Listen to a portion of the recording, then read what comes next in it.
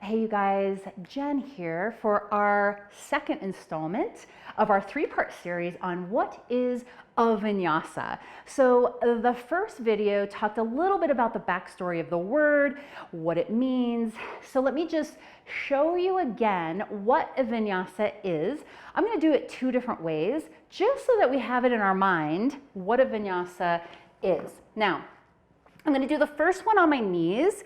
Nice and integrated. Last video, we talked about that nice full body integrated plank, and we want that for how we move in life, right? To really integrate in all of the ways.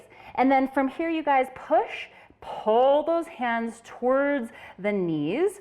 And I'm going to let the elbows do what they're going to do, and I'm pulling myself down instead of falling down so I can control that movement all of the way down. Now that I'm here, we're going to focus on Cobra. And I told you that I was going to show you what a vinyasa is, so I'm going to do that here. So from here, lower all the way down, Cobra pose. And then I'm coming back into tabletop or plank and back into downward dog. If I do it on my feet, I'm coming down into up dog, back into downward dog. Okay, so that's a vinyasa. Now, let's refine that Cobra pose and our up dog pose. Cobra pose, anchor pubic bone, tailbone is headed towards the floor. Now the other thing I want you to do is ground those feet to the floor. What is that doing?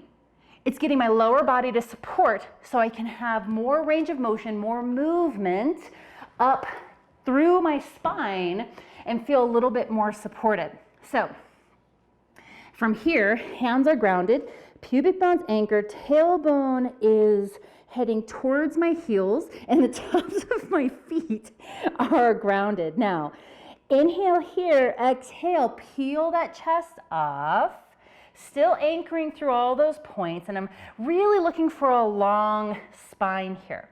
Now, what sometimes happens for Cobra is people will want to make the back bend a little bit maybe more isolated to the low back because it helps them come up a little bit higher, but then it tends to not feel good on the low back because we're not using all that musculature through the spine and making it a nice engaged and global movement.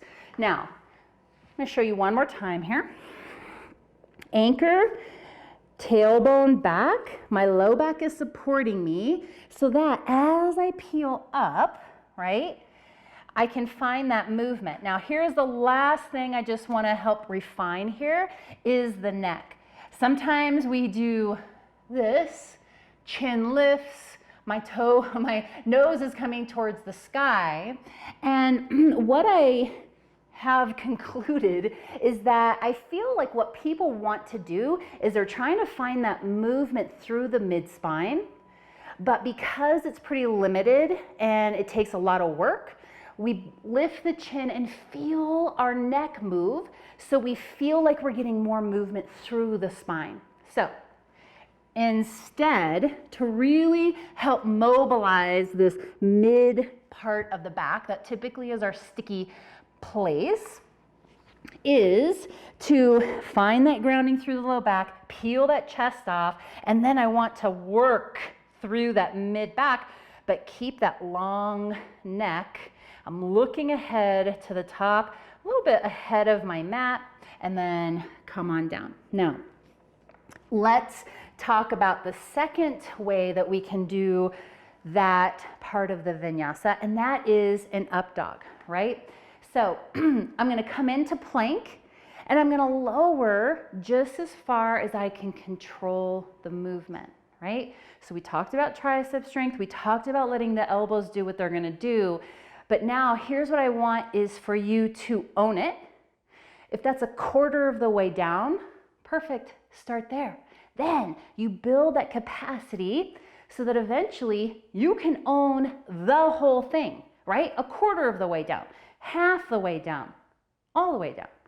So from here, you guys, I'm gonna go ahead and show that full body plank, push, pull, fingers nice and grounded in those fingerprints, mounds of the fingers, jawline back. That's my kind of compensation there. And then from here, you guys, I'm gonna lower, let the elbows do what they wanna do. I'm gonna swoop up. Sternum comes forward. Those toes can stay tucked or untucked, doesn't matter.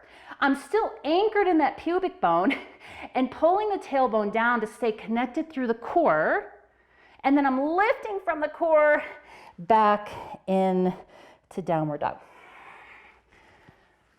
There you go. I hope that brought some refinement, upgrades into this part of the vinyasa. Enjoy.